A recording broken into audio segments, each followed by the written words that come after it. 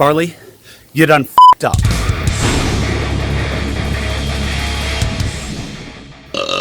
Excuse me, that's what I think of Ford's ad. Sorry about that, not sorry. In this video, we talk the new Shelby, an update on my 2024 Mustang order, and watch a dum-dum lead police on an extremely dangerous motorcycle chase. Just wait to see what this guy does to earn this week's Dum Dum Award. Let's do work. Reporting on an article from Car and Driver, Shelby American has slapped a hefty dose of Shelby all over the Mach-E GT. Shelby American only made this for the European market. They will soup up the car with a lightweight carbon fiber hood, grille, and front splitter, along with forged aluminum wheels and new springs that lower the crossover by over an inch. They also added a fake exhaust. No! Seriously, don't do that. I can't believe a Borla Active Performance sound system is actually a thing, but unfortunately it is. Can you see the speaker? But hey, it emits internal combustion noises that correspond with the vehicle's speed and RPM, so I guess that's cooler than the typical EV drone sound we all have to suffer. But I'll never get one because I don't live in Europe, which is the only place this will be sold by a company called Shelby American, as in like American, to be sold only in Europe. Okay, you get the point, moving on. But let's talk about that quote-unquote hyper-realistic internal combustion engine soundtrack. Shelby American describes the sound as an important visceral component to motoring for enthusiasts. Wait, did you just say enthusiasts? You mean those of us red-blooded meat eaters who buy Mustangs for the snarl of the V8 engines and love the feel of oil on our hands and the sight of exhaust clouds sending purple-haired pencil pushers packing? You mean those kind of enthusiasts? Realistically, okay? I do not envision a car show where I pull up in my EV and make toy noises next to the other cars that actually have internal combustion driving those noises. There is no place anywhere on earth where that is cool. Except for maybe Switzerland. Wait a minute. Did I just get pwned by Shelby? Did they just slap me in the face and say, duh, it's for Europe, stupid?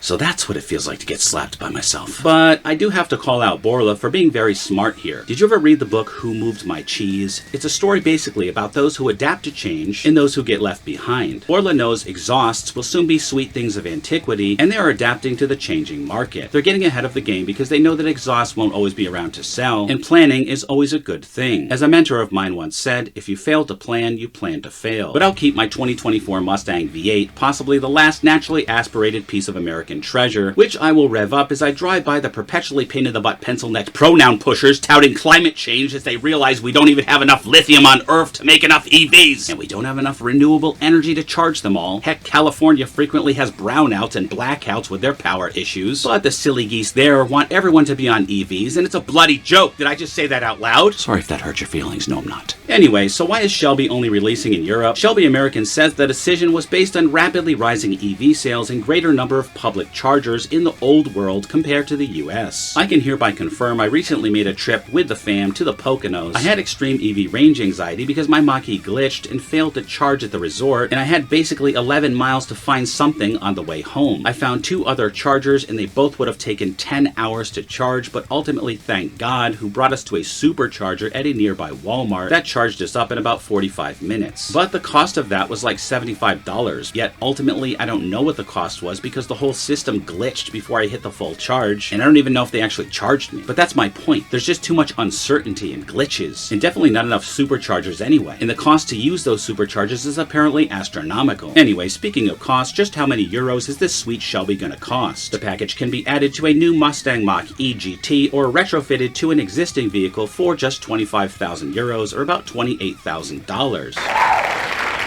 Added to the overall price of the car. Shelby, you're charging our European brethren and sistren $28,000 for 3 pieces of carbon fiber, some springs, and a bloody speaker system? 9999! Shout out to my boy Detlef. I guess they too have inflation up the wazoo in Europe as well. Nice job, Biden. Did I just say that out loud again? I really have a problem. Anyway, although this Shelby sadly doesn't add any power, I do like the look of it, and I wish we could get it here in the USA. Let's read some interesting comments from some Car and Driver readers here. MX52981 says, without any power or range advantages, this is going to be a very tough sell at that price. I concur. Vanilla Sludge said, they should include some playing cards to flap on the spokes. Vroom vroom. 3-lane, and I think that's a cool way of saying Elaine, said, and I quote, the stock Mach-E GT is nice, but I would be embarrassed to be seen in this. I think the votes are in and they're unanimous as to why Shelby is launching this in Europe and not the USA. To any of my European subscribers, let us know what you think in the comments below. Okay, next up, an update on my 2024 Mustang GT order and a question for you guys, the Rated R Cars fam. So I've heard from multiple sources, thanks my friend Lawrence for pointing this out to me, that Mustang production has halted until September. In other words, 3 more agonizing, excruciatingly painful months. But once again, I think this is smart by Ford. I'd rather wait a little longer and get a car that is 100% complete. Good job, Ford. And I don't know why, but my build is still listed as June 8th, 2023, which gives me a glimmer of hope. But if cars are being updated, does this mean this site is just glitched? Or does it mean my car has already been updated and it's going to actually be built in June? Time will tell. Which brings me to my question for the Rated R Cars fam. As a reminder, I totally decked out this car with most of the options to the detriment of my motorcycle collection. No! But I'm hoping the Mustang is worth it. But now I'm second guessing my order. If my order does get delayed, should I cancel and reorder without the performance package and Magna Ride so I have more modding content for the channel? If I don't have these 2 options, there are more things I can do for the channel content in terms of suspension, aerodynamics, and cosmetics. Let me know your thoughts in the comments below. Okay, today's Razzie Award goes to a man in Georgia who led the police on an extremely dangerous high-speed motorcycle chase, finally lost them, and then proceeded to post the video of his rare speed triple on TikTok for the police to find and subsequently come arrest him.